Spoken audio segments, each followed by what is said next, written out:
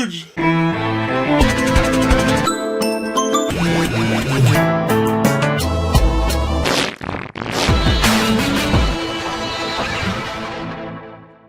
Hi, I'm Claw Billie, and welcome to Hell of Thrones, so named because I do not want to watch Game of Thrones, but that's what I'm doing, because people paid me $1,000, because I needed to find a way to make rent. It is the year 2020. How y'all doing? I'm about to embark on Season Wolverine 3!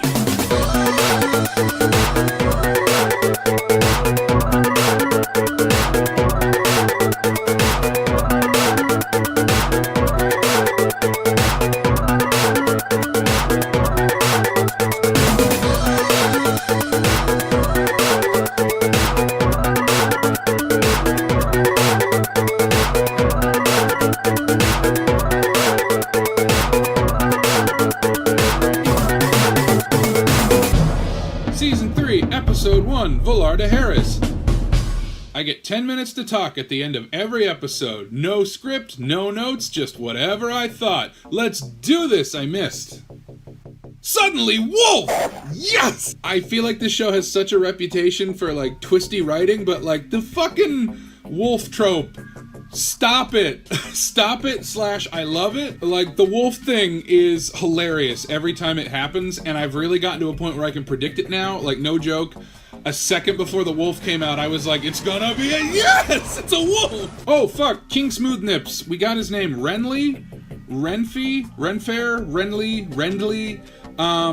And Loris is Marjorie's brother, who was fucking Renly, but then Renly got shit ghosted. This show makes sense in my head. You should come live here, it's fun. Okay, what happened in this one? Oh! Classic Tyrion.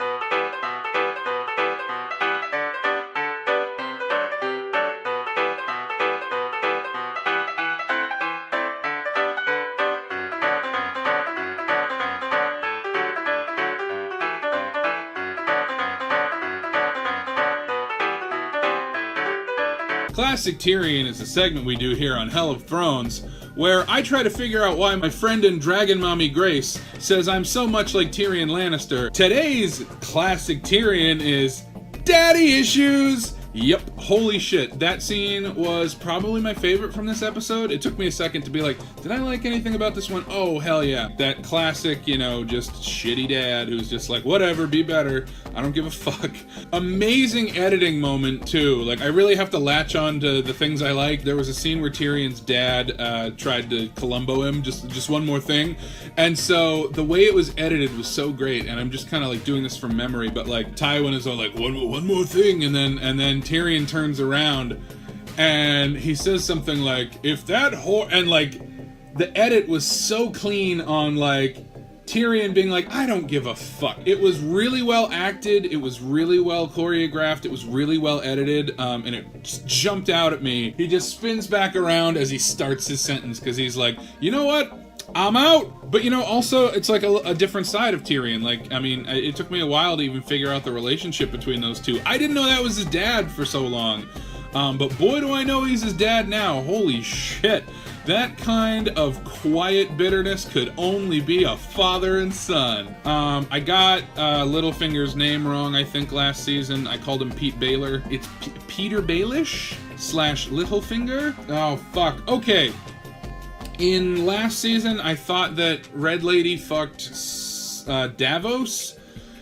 Now I think she fucked someone I believe is Stannis, but we're waiting on confirmation for that. So yeah, I'm not a fan of this show and what it's about. It doesn't really resonate with me. Do you like dead baby jokes? Game of Thrones is a dead baby joke.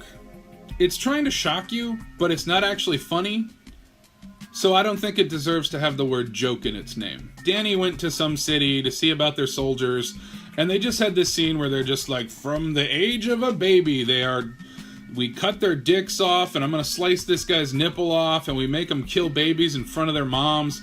And that was the moment where I just was like, holy fuck, so much of this show is a dead baby joke, where it's just trying to shock you. But you know what would really shock me? An interesting story, which I have yet to goddamn see, except for Blackwater Season 2, Episode 9, Love You Boo. And this might be a little more Haiti than I want to be for this show. Like, again, different strokes for different folks. I'm so tired of the shock. Like, I really picture just like a 15-year-old on cocaine, like feverishly typing at a very gunked up typewriter. I just see the neckbeardedness. Any show where I can see the writer going, yeah, yeah, yes, yeah, yeah, like doesn't work for me. Like, I want to be brought into the world, and I don't think I can ever get beyond the barrier of just always hearing a writer going, yeah, yeah, this is great, this will really shock them, this is so cool. I play the other side of the coin a lot. Like, Marvel is just a gigantic, complicated world for perverts.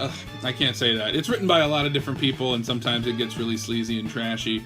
But, like, I don't know, I feel like this show is going for that at every turn. Like, every new episode is just like, there's an incest cabin in the woods. Holy fuck, people deal with these things. And they may be trying to watch your show, and now you're just ruining it for them because shock value, shock value. But again, it's not even shocking.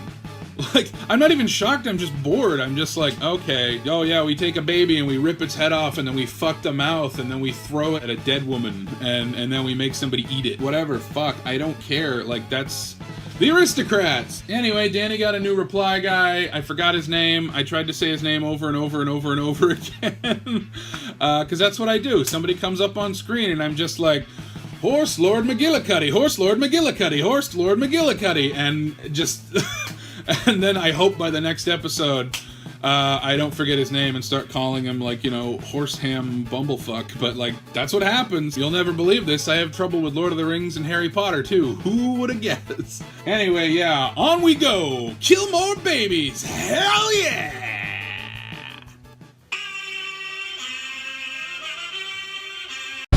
Season 3, Episode 2, Dark Wings, Dark Words.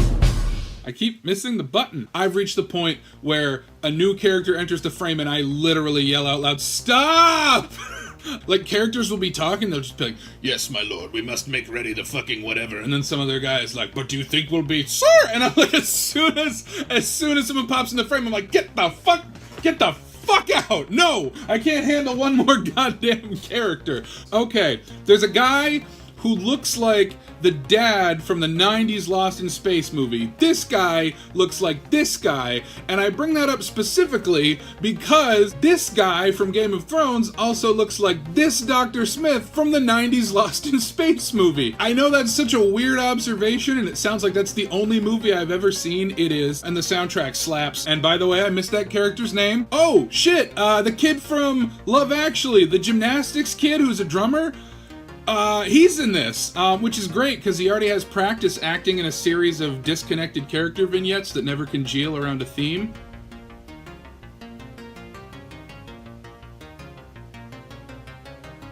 Am I the Joffrey of my own show? Maybe I'll give my comeuppance for all the sass. Hey, speaking of Joffrey, what a fucking kink shamer. So Marjorie comes up to Joffrey and is all like, my lord, I must tell you about my previous king. Oh, it's so hard to put into words, but one night he tried to pork my pooper, and Joffrey's like, well, we'd better ban that. And, like, you know, I say kink shaming, but really, you know, we hate him. He doesn't like the gays. In that scene, I felt like Marjorie was, like, laying on the acting. Like, I think she's trying to act like she's so innocent, and then she's gonna royally fuck Joffrey up. Not that I want to make predictions now. We saved that for the end of the episode. I like that scene. Get used to me starting to admit that I like some scenes. I still don't see how they hold together, but I liked that scene. You know, she was, like, you know, trying to, like, be playful and get in his good graces, and she absolutely, definitely doesn't actually like him. And there was another great Marjorie scene because we met, what's her name? Olenna? who is Diana Rigg, who is the second Avenger that we lost in 2020. May she rest in peace. Yeah, she's just a fucking hoot. She's hilarious. I want to see like her and the Spice King and Tyrion and Shay just like go out clubbing. So if there's a way we can make that happen, where they're all just all out partying together, snarking assassin, I want it. I want to see that. I want to see that show. Speaking of Tyrion, it's time for another classic Tyrion, where I take a trait of Tyrion's and try to figure out why my friend Grace, sweet perfect dragon mommy, thinks I'm a Tyrion. So like I keep mentioning Grace because this has been a running joke with us for a while, because I've never seen Game of Thrones, so she would always throw out a classic Tyrion. And then I would be like, well, I don't know who that is. And then I started to do it back, just assuming what kind of character Tyrion is. And what kind of character Tyrion is me. I get it, Grace. You know me. Love you, bish. So what Tyrion trait from this episode? Tyrion said something along the lines of, I like to befriend a lot of people. You never know who you're going to need. Relatable. I will say, when Tyrion says it, I feel like there's an air of to rise to power to it, but I actually found it kind of a sweet sentiment, because I do have a lot of friends. I like to have a lot of friends, and I never know what I'm gonna need in a connection with them way. So yeah, let's inject a little positivity into the fight and fuck your way to death show. I know how they meant it. Tyrion's all like, I'm a schemer and this is how I use people. But like, you know, I got it. I kind of got it. Like, and he's charming, which, you know, I might be. Am I the Tyrion or am I the Joffrey? I want to be the Olenna. What else happened? A great fight scene. Really liked Brienne and Jaime's Ting Ting. Brienne is calculating, but never looks like she's calculating. Like, the classic makes it look easy. She was fighting Jaime, knocked Jaime over, and then saw people approaching in the distance and kept her eye on them and still swatted away his sword without ever looking away. And like, Brienne, you beast. Like, she's amazing. And I kind of liked how he was like, well, if you kill me, you're not serving Lady Stark, but if you don't kill me, I'm gonna kill you. And, you know, I really liked the drama of that. I really liked the, like, all right, you know, Rambo, that's what it is. Yeah, she had to first blood him, you know, non-lethal takedown. And I was it felt like a little bit of a cheat that they got interrupted, because I was like, wait, no, Sordus interrupted us. No, thank you. I want to see where this was going. So yeah, I dug that fight, and if I like something, I'm going to tell you. If I was watching this on my own and not for money, I think I still would have given it up. It just seems like so much longer than it needs to be. I kind of want to rewrite everything I've seen so far down to like 4 episodes. Not saying I have the skill to do that, but like I'd like to see someone try, because this just feels like a lot of bloat. That's my opinion. Season 3, Episode 3, Walk of Punishment.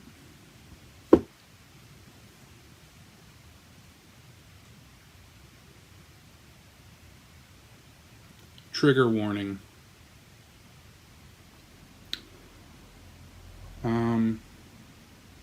There's something I want to talk about. I figured it was going to come up eventually. I don't have facts and figures. I don't have stats. I have feelings. I feel like some people who watch this show might say to fuck with those.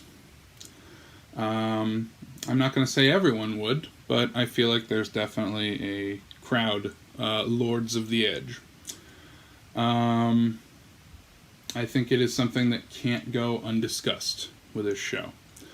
And this one was a hard one for me. At the beginning, there's mention of Brienne having to avoid being raped.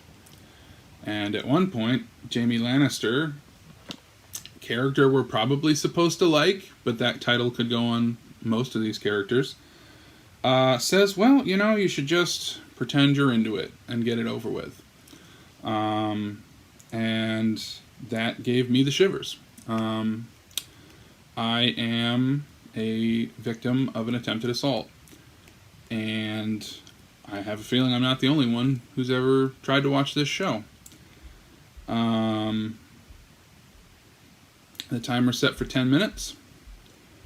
I think I can talk about this in that time. I know that everyone processes things like that differently, and that's kind of what I want to talk about. Because I got the absolute shivers at the beginning of the episode, and I couldn't really forget about them.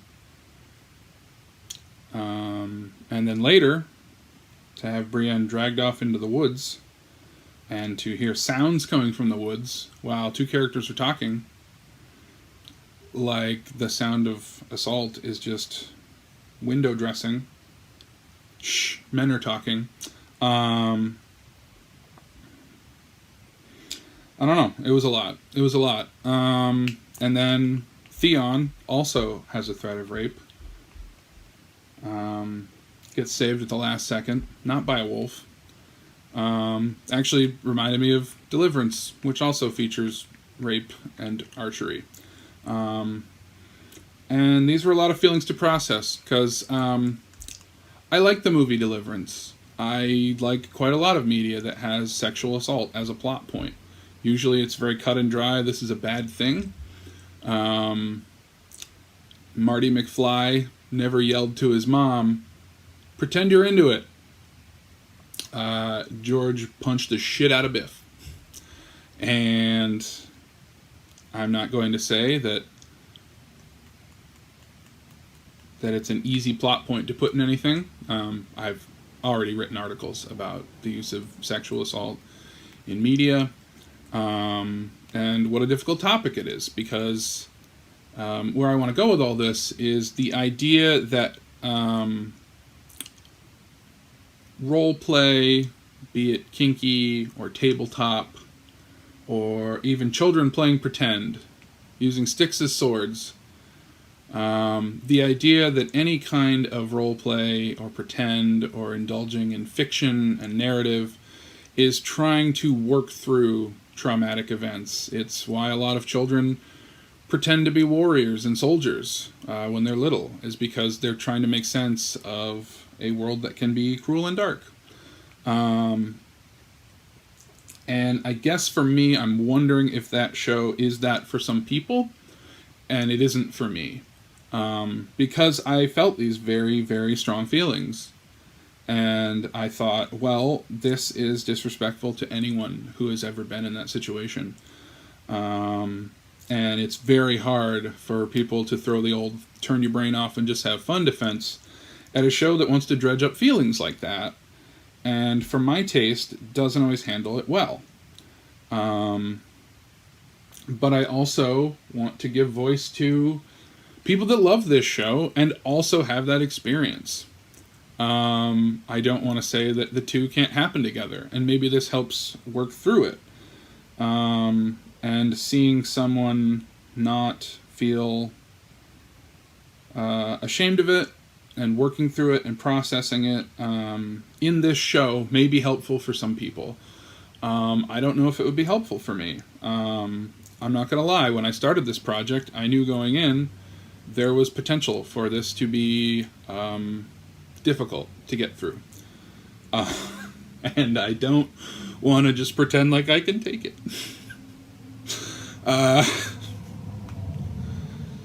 There it is in a nutshell. So yeah, there's difficult topics in this show.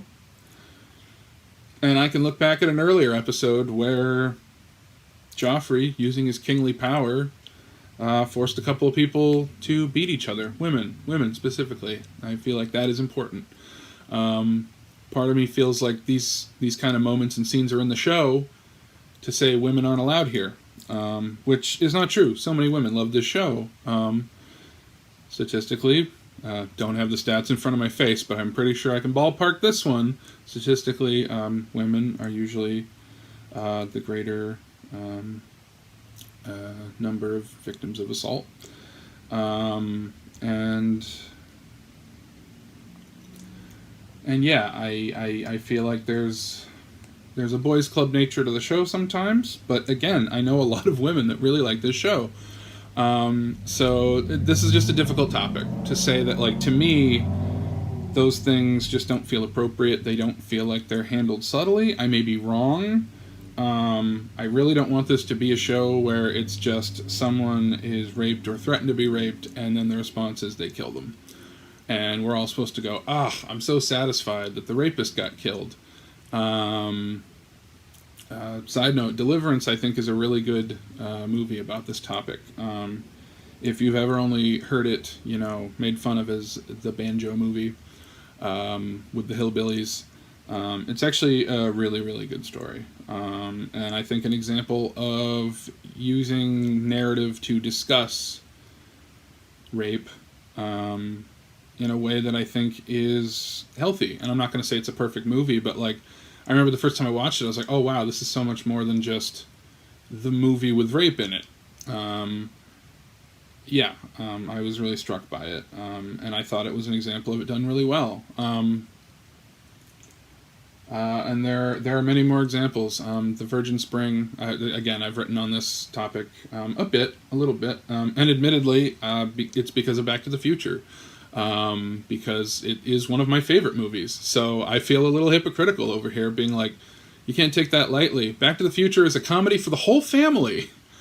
And yet it has that plot point in it, but I don't think it ever leers at it. I think it very cut and dry says this is awful and must be stopped. Whereas a show like this, that's our Jamie saying to lay there and take it. And okay, so does he deserve to die now? And the subtlety, nuance, whatever. I'm not writing a thesis. I'm telling you my feelings. I'm not saying, debate me. I'm not saying that. I'm just saying this show is about how each episode lands with me, and this one crashed and burned. I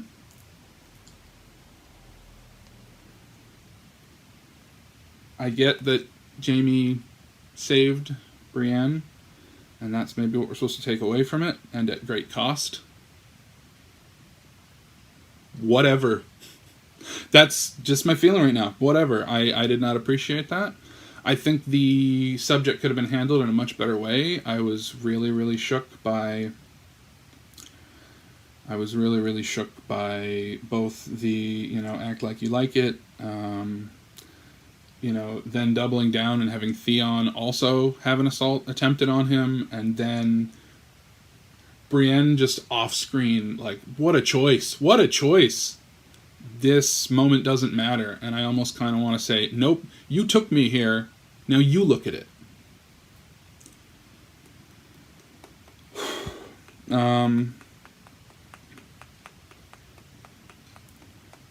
Anyway, it was funny when that guy couldn't hit the boat with the fire arrows. That was a real hoot.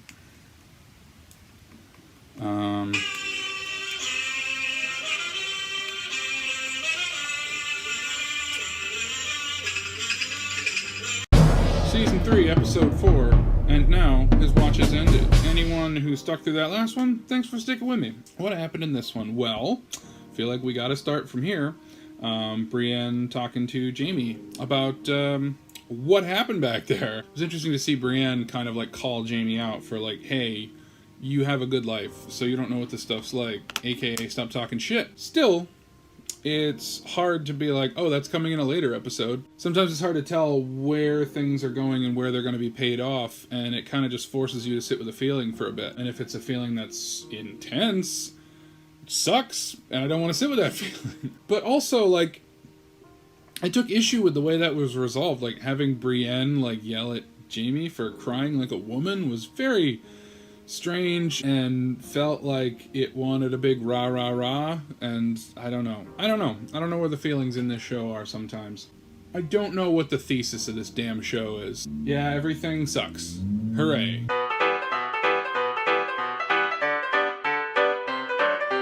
At some point I want to go on a tangent of I dislike Game of Thrones so much that I dislike what it has done to things that I do like. And since I'm having trouble remembering a lot of what happened this episode, I'm just gonna rip that band-aid now. Star Trek Discovery, Marvel's The Inhumans, Superman. Superman is a dark and gritty character right now. What the hell kind of turn is culture taking right now? I feel like these hopeful things have now suddenly gone grim and gritty, and I'm so fucking tired of it. I'm not even talking about this episode. Let me jump back. I want to tell you why Season 2, Episode 9, Blackwater is so good. Because the revelation didn't hit me until right now. There's no jumping around from this person to this person to this person to this person to this person. That's why it hit me like, oh, finally, a good episode of television is because I'm like, it stays focused on one idea. Something happens, and then I find out the consequences of that 5 minutes later. And then I find out the consequences of that 5 minutes later. And I was just like, oh, I miss TV that does that. Every single scene that cuts to something new, here's my impression of me every time we cut to a new scene.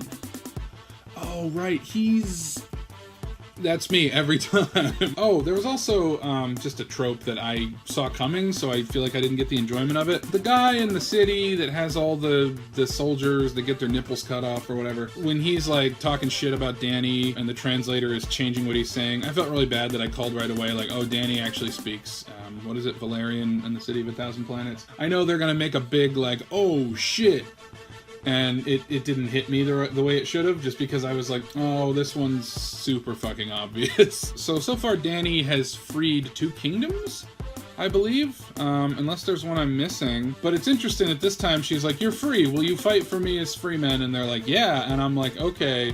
Are they trying to subtextually be like, yeah, someone who's fighting for freedom isn't, there's always something in it for them. So I'm curious if that's like the dark undercurrent that they're trying to go for. Why don't all these people stop warring and just, like, hug each other? Why don't you just get along and build a spaceship? Ah, fuck, call it, I Star Trek again. You know what? Fuck it, I'm gonna lean into that feeling, though. I feel like these are 2 conflicting ideologies, and I feel like if you are very much rah-rah capitalism, everyone's out for themselves and I must rule and have power, Game of Thrones is here for you. And if you're like, can't we all just hug and build a holodeck? Star Trek is here for you. That's not exclusive. A lot of people are fans of both. A lot of people only like one or neither. It's just interesting that, like, if you had to make a political spectrum based on nerd media, boom. I'm not really talking about the episode. I can't remember much that happened in it. I wanted this to be a show for people that have already seen Game of Thrones, but I have walked back that stance, and if you heard any bleeps previous to this, it's because I realized, you know what? Even though I know this through cultural osmosis, I don't want to spoil it in case anyone doesn't know it. So you're welcome, America. When this comes out, hopefully they're still in America. So there's a guy who unfortunately I can't do. Oh, he's in Marvel's Inhumans. The other way I could describe him is from a GIF I have seen, which I think is a spoiler. But this new guy, whose name is, I want to say Larry, that's not right. It sounded close to Arya. Yara? And he was all like, I've come to save you. And I think he's Theon's brother, and then he just let him back. So I'm guessing that guy's a real shit. I mean, every new character is just, here comes a new shit. Here comes a new shitty shit with extra shit, with a side of shit, with shit dipping sauce. Game of Thrones. They burned down the incest cabin? I don't know. Sam took his lady friend and got away from that horrible father, and Dany pretended like she was gonna give up a dragon, but it was a trick because a dragon can't be controlled, so ha! And then we ended on the Jurassic Park shot of the 3 dragons.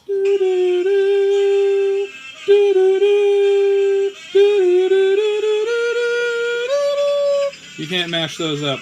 Season 3, Episode 5, Kissed by Fire.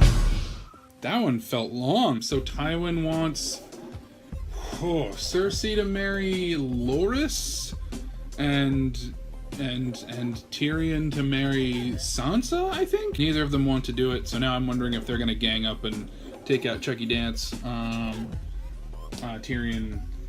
Tywin. God, this show. Sorry, how many Roberts are there? Little bit of the old classic Tyrion. Tyrion's cracking jokes, and then Tywin is like, I've had good enough of your jokes. And Tyrion said, like, I mean, they weren't my best. Like, classic Tyrion. What happened in this episode? Oh, some sexual sex. Some sexy sex happened. Jon Snow. Fuck, isn't that a villain from Dr. Horrible? That just hit me. It's not a death ray or an ice beam, that's all Jon Snow. Jon Snow, boned down with Ygritte. This was some nerd wish fulfillment right here. First of all, I really liked when I thought Ygritte was just tricking him, and now it seems like she actually digs him, and I'm like, oh, well, that's not as fun to me anymore. I liked it when it was a ploy, but you know, whatever, it was fine, and it was fun, and yay, fucking in a hot spring. Though, they pulled back the old you-know-nothing Jon Snow, and oh, Jon's a virgin, he's never He's never done anything. And she's like, well, whatever you were doing down there, bull to the fucking shit. That's how you know it's a fantasy story. You know he got down there and blew on it like a wet harmonica. I don't think the Night Watch has, like, clitoris hunting classes. Don't have sex, because you will get pregnant and die. Don't have sex in the missionary position. Don't have sex standing up. Just don't do it, promise? Okay, everybody take some rubbers.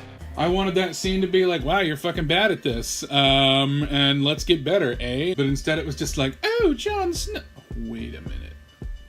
What if she lied to him to gain his trust? She's tricking him again! Fuck, I've fallen into caring about the plot. Damn you, show! What the fuck else happened? Oh, like a goddamn fire sword and like a Lazarus pirate? What the fuck? What the fuck? The Hound fought, like a one-eyed immortal guy, and I don't know what they were fighting about, and I don't know why Arya was yelling the whole time. And again, get in the comments and be like, they explain them. I know they explain. I just... Whoop. There was even a scene where I think they were mocking people like me. Danny's right-hand man was riding horses with some other fucker, and he's like, I don't care much for politics. And the other guy said, like, it's all a bunch of backroom conversations about betrayals and whatnot. And I was like, yes, somebody on this show understands this show. The politics side of it is so boring. I feel like most of the characters aren't characters. I'll say it. Like, I feel like they are an actor's face I recognize. Someone says a dramatic line. Someone else stares. And then the music goes... Okay, that hurdy-gurdy tells me that, oh, this is dramatic, but, like, I don't know why, I don't know their motivation, somebody's mad at somebody else, whatever. Somebody's fucking the Red Lady. Is it Stannis? Is it officially Stannis? I think it is Stannis. They killed 2 kids, I don't know why, I don't know who they were. They're in a pile now. Somebody got mad about it. Robb Stark, I think. Loras is fucking somebody. I don't know who this somebody is. I think just a boy to establish that Loras likes guys. What did Dany do? Oh, yeah, there was a scene with Grey Worm. Oh, that scene I really liked. You know, if we want to talk about, like, subtext in the real world, Dany being like, hey, choose a name that you can wear with pride. I don't know, that resonated with my little non-binary heart. Probably not the subtext they were aiming for, but on some level, it was very sweet. So there's a Grey Worm and a Greyjoy, and there's several Roberts. Is there more than one John? Hot diggity dog, what the hell else happened in this episode? Fuck, is this the one where Varys, like, kept a wizard in a box? Like, am I imagining that? All this stuff's blurring together. Let's talk about the Hound fight. I don't know why the Hound and that other guy were fighting. And then they established that it can bring people back from the dead. Or no, whatever spell the guy was doing, like if you get stabbed or you take one in the eye or whatever the fuck, it can bring you back. And like Arya was like, oh, like, can you bring someone back once? What if their head fell off? And obviously she was talking about Ned Stark. I'm curious to see if they'll do that, but I don't think they will. I think they're gonna do some kind of technicality where that's not possible. Though I would kind of love to see Ned Stark just like romping around, zombie style. Oh, there are zombies in this show. There's so much in this show. There's too much in this show. Bathtub time with Brienne. Once again, I kind of really fucking hate Jaime. Like, she was like, get your own tub. And he was like, no. And then he kept like trying to get close to her and started treating her like shit again. And just straight up fuck that guy. That's about all I can recall. I look forward to the recap that informs me all the things I've been missing, only for me to forget it as soon as the episode starts again. Rinse, lather, repeat, everybody. If you're keeping score, I've enjoyed 1 episode out of 2.5 seasons now. Took a mid-season nap. I regret it. Let's go. Season 3, Episode 6, The Climb. Prediction. There are at least, I'm going to say 3 edits of this episode to a Miley Cyrus song.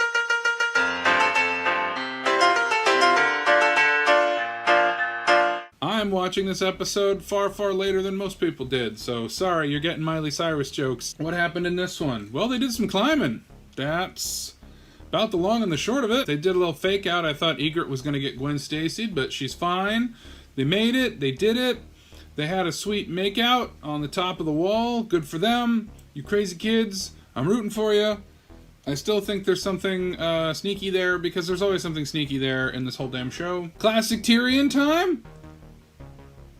Tyrion doesn't know how to get the ball rolling with a lady. I remember thinking that when Tyrion had to pair with Sansa, I was like, how's that gonna work? Because they don't really seem like they'd get along. If his heart's not in it, he can't do it. Aww. Classic Tyrion.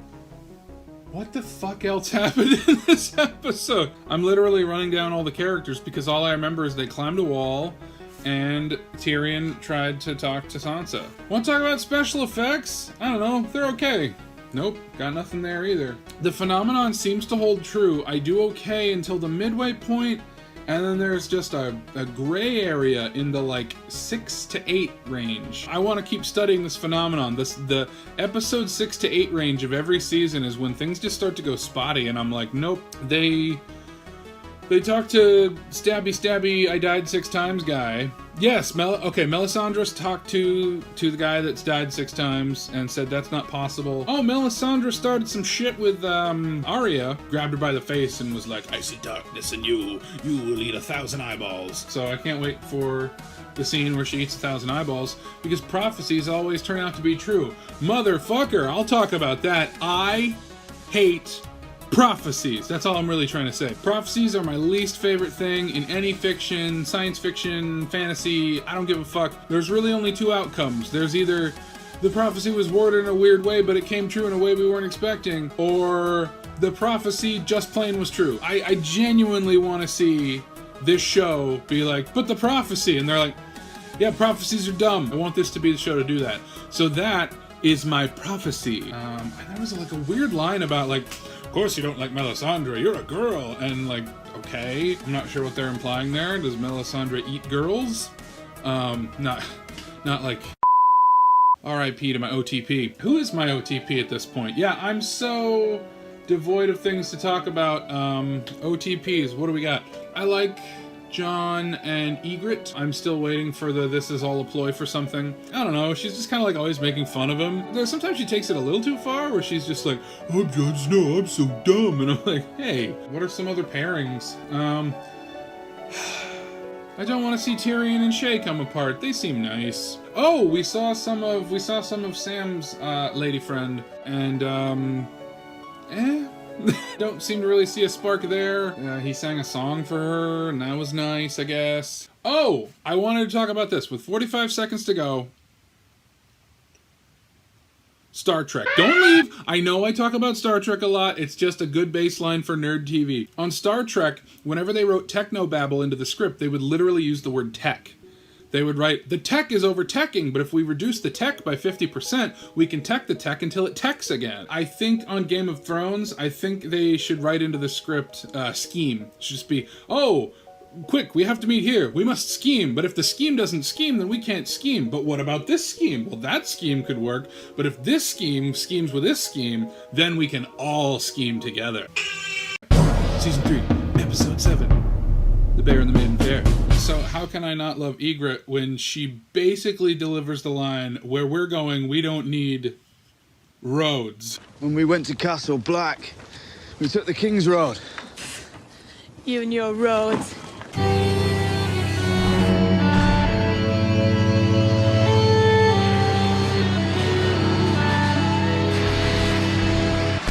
I really loved the dialogue sequence about the way that regal royal types fight, which is on a road while drumming, carrying sigils, instead of putting their efforts into, you know, fucking shit up and hiding. I'm always a sucker for class stuff. See also Titanic, like it's melodramatic and over the top, but oh shit, I just love it. Is this the one where she talked to who I assume is Mackenzie Crook? I need to check the credits, but I think it's old Wooden Eye from the Pirates of the Office. There was a weird scene where he was like, oh, you don't like me because I'm ugly. And that was just kind of weird. Oh, and there was another scene too where literally Jon gives Ygritte the old, you're not like other girls. These are based on books that were written a while ago, and we thought this stuff was kind of empowering, but now we think it's kind of shit. Oh, I can see them trying to be romantic, but like, it's a show for stunted nerds. Oh! I'll tell you something real exciting. Arya quoted Serial Sword Fighter. my favorite character, and that just kind of made me happy when they were talking about the Red God. And this is interesting. I like religion in sci-fi fantasy universes and its place in it, and whether it is, you know, quantifiable. And they're like, hey, I used the Red God's magic to come back from death 6 times. Seems like the Red God's the real god. Arya was like, there's only one god, death. And she learned that from Serial Sword Fighter. And also that's kind of interesting because if her god is death, this other guy's defying her god. Or is he doing the same thing? He is telling the god, not today. Fuck. That's neat. That's fun.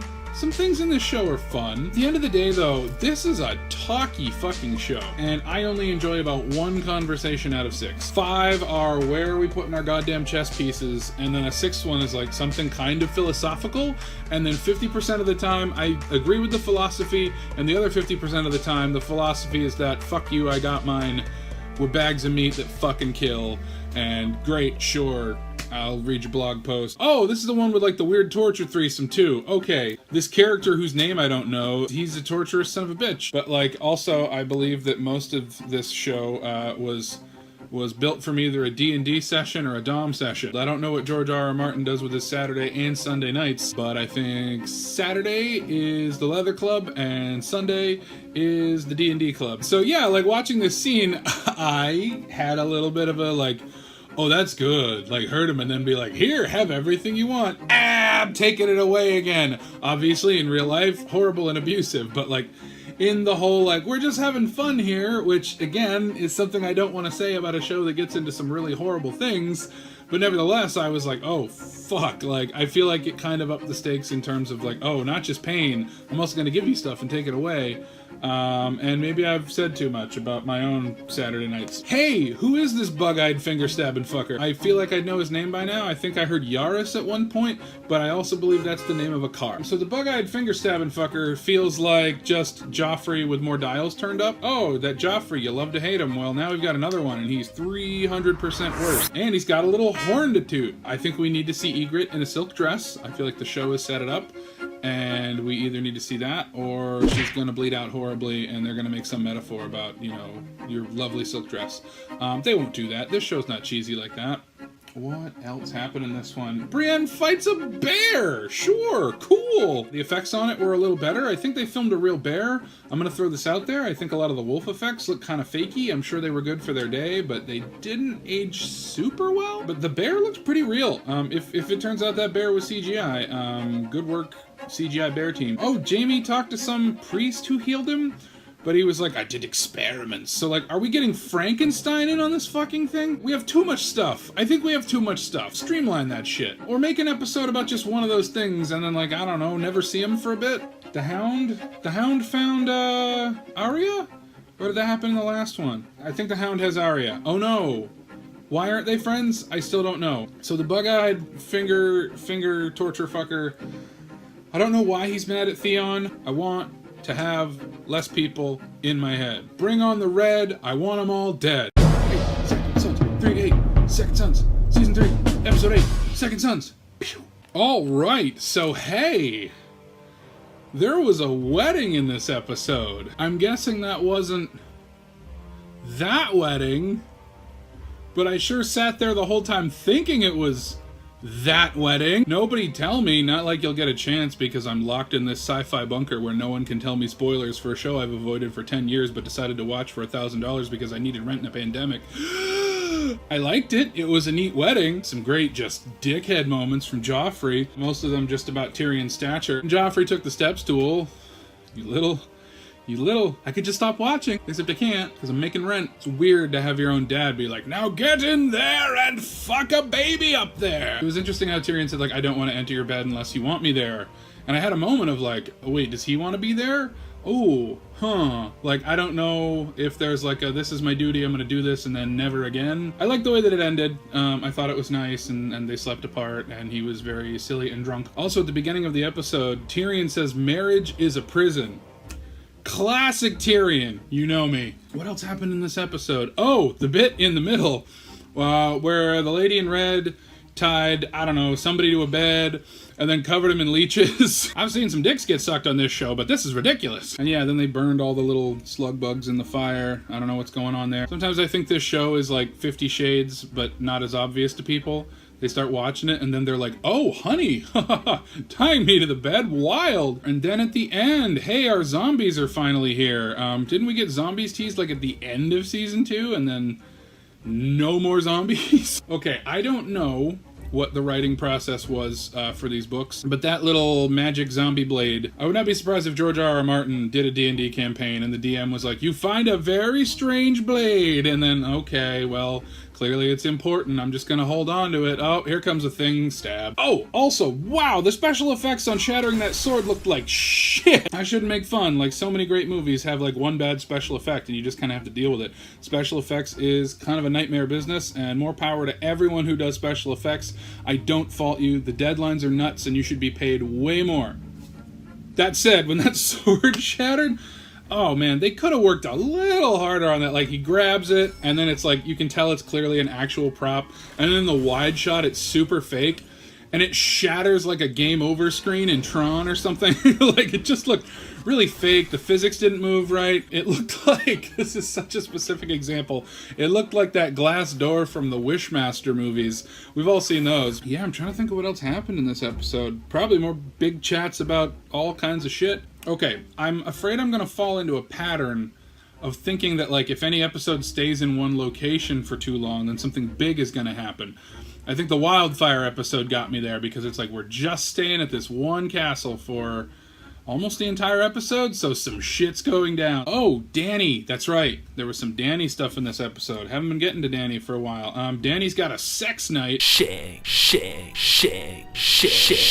said his name, and I forgot it, and for some reason I thought it was Darius, which, that was the name of her Professor Sex manicurist, so, I don't think it's Darius. Again, when the names come up, I go, oop, repeat, and then they're gone. He is henceforth known as Sex Knight, because wow, he's just a sexy looking knight. I wonder if there's going to be a rivalry between Sex Knight and that guy who's just always around. Was he named Mormont? I just know that when Sam and Sam's incest cabin wife were talking about baby names, Mormont came up and I was like, that's a thing. That's a thing. My Thrones Dar was like, whoa, whoa, whoa. They can't all be winners. I'm just running out the clock at this point. Oh, season 3, episode 9, the range Castamere. Cha-cha. Was this it? Seemed like it was it. More weddings. More reddings. Okay. So this was the red wedding? Nobody called it that? I'm assuming this was the red wedding? This is the red one? The big one for all the red? Okay. My genuine reaction when Nurse Footsaw got it in the gut was, oh, you absolute fucks. So there you go. I had a genuine, no! I liked that one. It's time for a recurring segment, which is a recurring segment where it's a regular segment called No, I Liked That One. Yeah, I really like Nurse Footsaw, even though I still haven't learned her name. Oh, technically, does that count as a I Hardly Knew Ye? I think I learned her name at one point, but I forgot it again. Anyway, Lady Footsaw, I Hardly Knew Ye. They must have said your name at some point. So much to talk about in this one. So first of all, Red Wedding. It was big and red. We lost Rob, we lost Lady Footsaw, and they killed the cat. I'm gonna need some of you to admit that this show is silly as fuck sometimes. When Lady Cat cut that girl's throat and she saw Rob die, and her reaction was,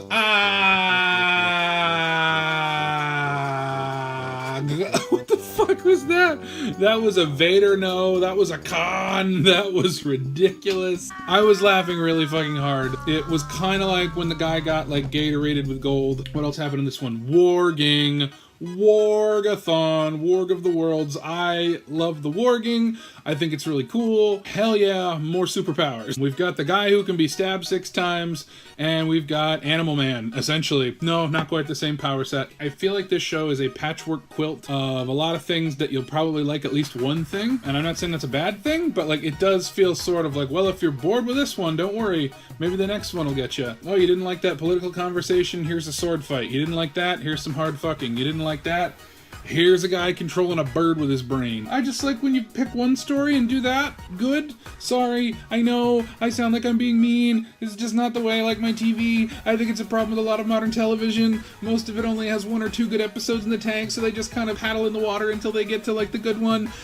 I include Stranger Things in this. Don't come for me! I don't know. I'm starting to get really tired of like, you know, let's trot out a lady and be mean to her. Let's trot out a bunch of like ugly daughters and make comments about them. And then let's trot out Robb Stark's wife and make a bunch of like sexually aggressive comments about her. And I get the drama of the scene, but just like, it's hard to watch. Any scene there's a woman in, I'm just like, what is it this time? Oh, okay. We had a close call, suddenly wolf. I laugh so hard. So once again, they've given Jon Snow a task. He's got to behead some dude.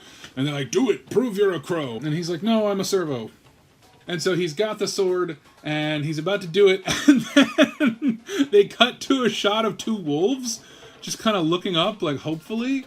And I started laughing because I could hear their internal monologue, like, did someone call for suddenly a wolf? You guys need us to jump on anybody? And they do, but because they telegraphed it, I feel like it doesn't count as an authentic suddenly wolf. However, suddenly eagle! That fucking rocked when he was killing that guy, and then he just looked up, and then and Jon Snow's just like, oh fuck. I just want the warg show. You could just have a show full of like wargs fighting each other, and that's the greatest show on television. Like, give me Warglander. At this point, I just gotta like go down a list of characters and go, oh yeah, they had a scene. The Hound and Arya. The Hound was all pig farmer something, kill this guy but don't. Arya got to the Red Wedding, Hound was there too. The Starks are all in hiding, and we just lost a bunch of Starks because it was a nice... Everyone's made this joke. It's a nice day for a Red Wedding. I know. So I thought they were pulling like a Steven Spielberg's Lincoln, which if you haven't seen that movie, spoilers, I guess, but genuinely spoilers because they psych you out twice thinking that you're about to see the Lincoln assassination. In this, because there was a wedding last episode, and then there was one this episode, I was like, fuck, maybe the Red Wedding is in a different season. But yeah, no, I was just kind of sitting here like, okay, I guess that last one wasn't it, and I guess this one wasn't it either. I bet it'll be the marriage of Cersei and Lincoln Logs. What the fuck is his name? Legolas. It starts with an L. Fucking hell. I can't remember anyone's name. Daenerys is doing things with Sex Knight, whose name is Dario? That's weird. That's weird, right? So her old handmaiden or whatever was named Darius, and this guy's name is Dario? And we know there's shapeshifters because Arya was friends with one. That's another one. When are they just gonna make, like, Game of Avengers? It's time to move on to the last episode. I'm here for it. I want to go to bed. Let's rock. Season 3, episode 10 begins. Season 3, we're at the finale. What's going on? What isn't going on? First of all, the song of this episode is Reunited in It. I don't know if I can sing the rest, actually. I don't know if I'll get copyright slapped. I'm not a YouTuber. I don't know these things. What is an end plate? Jon and Sam back together. It feels so right. Things with Ygritte. Little shaky there. When your lady shoots an arrow at you, just get out of town, man. It's not working out. Go find your tree worshipping buddy. Names. I learned some names. Gilly. Sam's lady friend is named Gilly, and Sam's baby is named Baby Sam. Nice. Daisy-headed Maisie there. Arya. I don't know why her name keeps escaping me. Arya is not that hard. It's a musical term. So anyway, Sansa Stark is back with the Hound. They're buddies now, I think. Wait, yes, no. Are they friends again? I don't even remember why they were fighting. In addition to the reunion of Jon and Sam, the reunion of Jaime and Cersei. Smash cut to the sound of just Yeah, ham hocks just smacking. Gotta get them in a room together. Dany's just on this kick of freeing all the slaves, which is really cool. Not being from the Church of Thrones. I know a lot of people like really identified with Daenerys. As an outsider, most of the ads I saw for it were like, she's dirty and naked and has a dragon. So to discover that like Dany is like totally all about justice and like freeing as many people as possible has been very refreshing. Like, oh shit, I had no idea that that was her deal. Like, I thought she was just questing for power like everybody else. I will say the image that we ended on of her freeing a bunch of slaves and them all, you know, putting their hands up to touch their white-haired savior, that was a little icky. It hit me in a weird spot where I was like, ooh, this is kind of a mission photo vibe, if you know what I mean. I didn't know if that was a deliberate commentary. I don't think it is. I don't think this show has many deliberate commentaries. That's not true. It's got some. But I think its main mission is to entertain at all times. And, you know, it's doing that for other people. Once again, you know, not my cup of show. Everybody who was excited for this project was like, be honest. And I'll be honest, I'm enjoying some parts more than I thought I would. Doing this hold up in a space bunker all alone, probably not the best way to do this. If there were not a pandemic, I would have loved to have done this project with friends on the couch. But I don't got that right now. Oh, I think there was a classic Tyrion in this one. Oh, somebody said they had heard rumors that Tyrion is a pervert, and his response was, I have a reputation to uphold. Classic Tyrion. Nailed it, mommy. At the end of season 3, I'm a little lukewarm on season 4. Blackwater, still my favorite episode. Season 2, episode 9. Wildfire! Oh, that's really late at night. I shouldn't be talking that loud. Really, really loved that episode. I was waiting for a second Wildfire this season. Just something to just rock my socks. Of course, we had the Red Wedding, at least what I assume is the Red Wedding. If there's a redder wetter, let me know. Wait, don't let me know. Sorry, that's why I'm holed up in the space bunker, so nobody can spoil me, because I avoided this show for 10 years, and I'll be damned if somebody's gonna spoil it for me in this last week. So yeah, like, the Red Wedding was interesting. It was not as interesting as the Wildfire episode. You know, it was just kinda neat. I actually was expecting something bigger and crazier. I'm not gonna lie. Just when people talk about the Red Wedding, everybody dies, and everybody was like 3 Starks. I might be regretting not taking notes. I still like the process of trying to just like, oh, can I remember this without writing it down? I don't know the name of, I think, a dozen characters at this point, and I feel like at least a few of them I need to know more about to even comprehend where the show is going. I feel like I should be talking about this episode specifically. Hodor and there's a kid named Shaggy Dog. Somebody splits up. Does Hodor split off from him? Oh no, they met up with Sam, and then Sam had to go his separate way. This didn't end on anything that made me think like, oh fuck, they're changing everything now. Oh, did Shay leave? I know at one point Varys like threatened Shay and was like, hey, you better get out of here if you want to keep Tyrion safe. And she was like, hey, fuck off, he'll tell me himself. But I don't remember if he did. Things are kind of a blur. I gotta be honest, I started way too late in the day on this. I took a nap midway through. It really kind of jostled me. Not the best way to be doing this, but you know what else is not the best way to be doing this? Trying to fit an entire show into a week. So far, I've done a season a day. This is my 3rd day of a season a day. Tomorrow will be a season a day, the day after that will be a season a day, and then I have to split things up because of the wonderful, wonderful people that paid me $100 or more to join me on this quest. Thank you for that. And thanks for joining me for Season 3.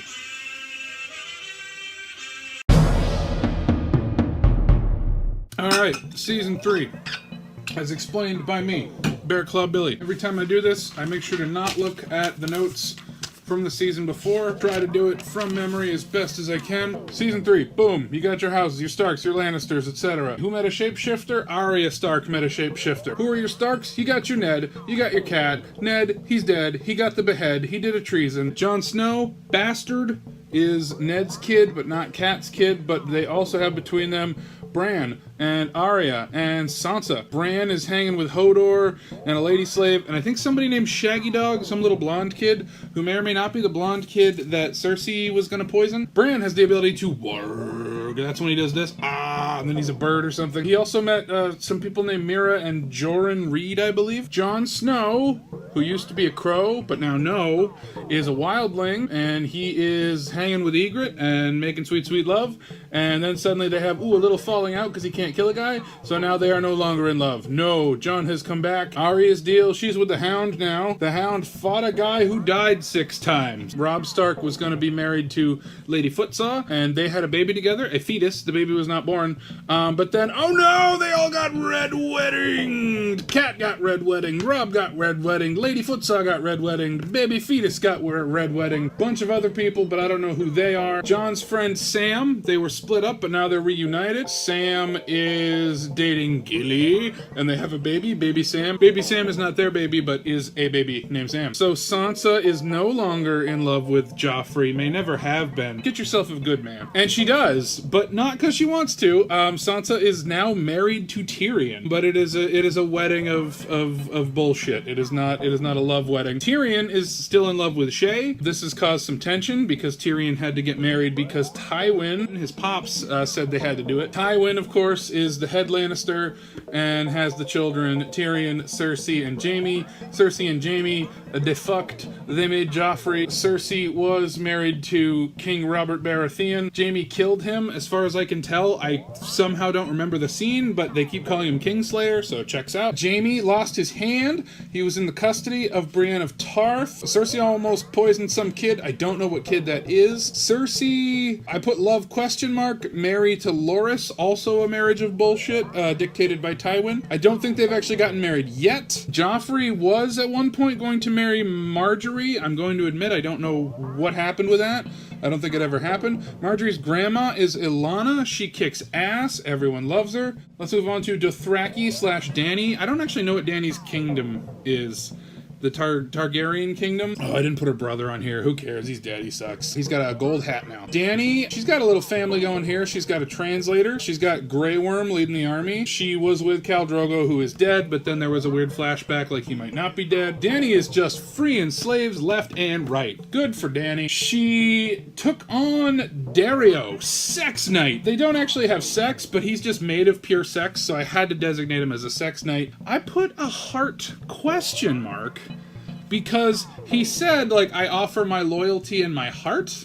So I don't know if they're sexy time pals. Dany is, of course, also the mother of dragons. 3 dragons, to be exact. I put it on here, even though it was not relevant this season, but, you know, bunch of Karth fuckers that are dead now. I can list them out off the top of my head. Spice King, Zoro Zoro Duck Sauce, the other one.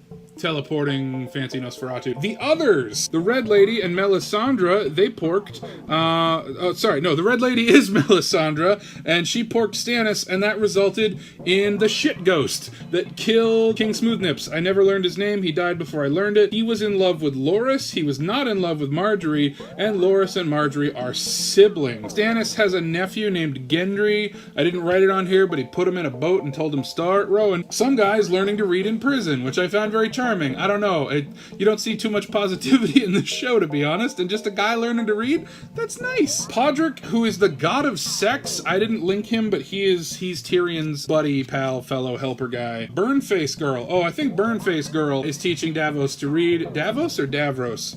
Davros is from Doctor Who, isn't it? I haven't figured out which ones are Cylons yet. Theon Greyjoy got uncocked by some bug-eyed fucker who's like Joffrey times 3. That's literally what I wrote down. Nobody has repeated his name as far as I can tell. I don't rewind when I watch this. I just kick it and go. Maester Pazel, I literally just wrote that down. Theon Greyjoy, dickless, also has a sister he fucks. Varys and Peter Baelish, or Littlefinger, just scheming away. Also, Littlefinger wanted to marry Sansa. Again, marriage of bullshit, not actual love, just wanted power. Nothing came from that, I guess. And the most important note of all, there is still no sign of serial sword fighter, though one of his life philosophies was quoted by Arya, so I have hope that that is a hint that fucker is out there somewhere, being delightful, teaching people how to sword, and giving me hope. I think Sam and Jon are going to stick together like glue. I hope it's not some kind of, Ygritte was the worst, forget about her, man. I'm actually going to predict I think we're going to see Ygritte again. I will not make a prediction on if she and Jon will be bitter rivals. I don't know what's going to happen with Jaime and Cersei being back together. Maybe they'll make another kid. I believe we still have 2 weddings we're waiting on. Who were they? Joffrey still needs to get married, right? Or is my brain just really broken? Predictions. Dany's dragons are getting big. I think they're gonna really fuck something up next season. They've kind of been pointing out that they're growing in size every season. I'll say they'll fuck up a ship. Maybe. We've seen the little baby one fuck up a little teleporting guy. We saw, like, the teenage ones, like, straight up burn a guy to death. I think it's time to see the dragons really shine. I want Bran to become like an X-Man, just fucking warging everything in sight, fucking shit up. You know what? I think it'll be a plot point that Bran can warg a person. I don't know if there was a line that said you can't do it to people, but if there was, I feel like that was to set up. But Bran is a special boy, and he can warg a person, and that's gonna be cool. I'll throw this out there. There seemed to be kind of a weird hint of maybe Tyrion and Sansa actually working out. I don't think it's gonna happen, but I think they're gonna lean on it. Like, I think maybe Tyrion is just so charming that, like, he's nice to anybody. So I think that might be the way they go with that storyline. And I'm gonna call it, Serial Sword Fighter will be back, but not in Season 4. Season 8. Calling it Season 8. He'll be back. He will be back. Thanks for watching Hell of Thrones Season 3. If you want to know more about me, check out my website, clawbillie.com. Here's my Patreon if I figured out how to set one of those up. If you like the music, I made it all. And coming up are the names of the lovely, lovely people that help support this show to help me pay my rent in the year 2020. Thanks for sticking around, and as they say on Game of Thrones, the cloak of night shall always be up your silly little butt. Bye!